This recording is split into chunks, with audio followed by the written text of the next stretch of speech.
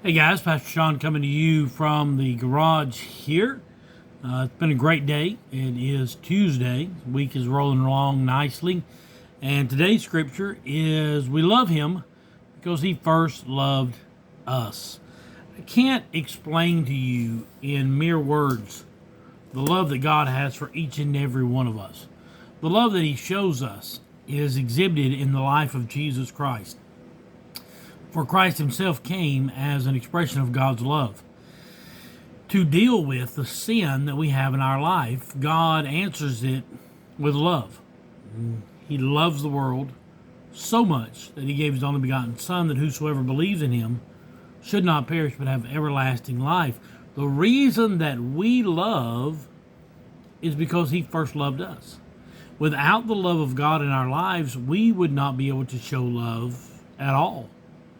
And because God has loved this world so much and made an escape for sin, now you and I can reciprocate that love toward other people.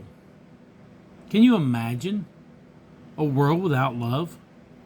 A world where everybody hated everybody, where a world where everybody walked around with a chip on their shoulder, where there was no connectivity between people. There was just, mutual admiration, but mutual respect, but no connectivity, no love. I can't even begin to fathom it. I have a connection with a lot of people. But a connection is not love. There are people in this world whom I truly, truly love. People who I would lay down my life for them. People who I have led to the Lord, shared the story of Christ. People who I can sit and have a conversation with hours upon hours upon hours about absolutely nothing. There are people who I love deeply.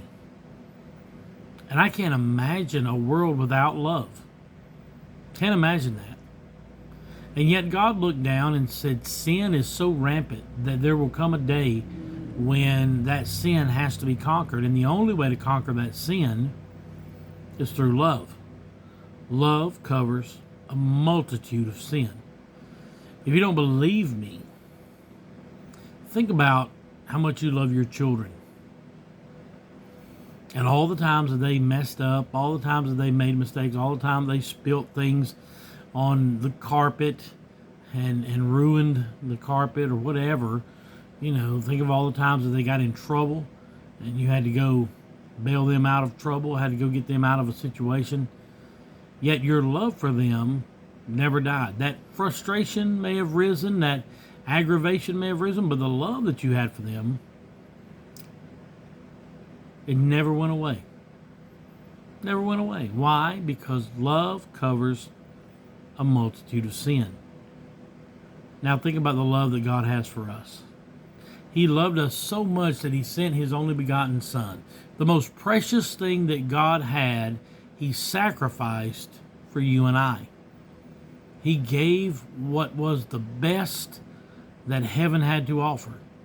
He gave it to this world so that you and I could love one another. So that you and I could experience the love of God in a way that we never could before. And now that the love of God has been poured out upon us, we should in turn love one another. Jesus said, this is how men will know you're my disciples, because you have love one for another.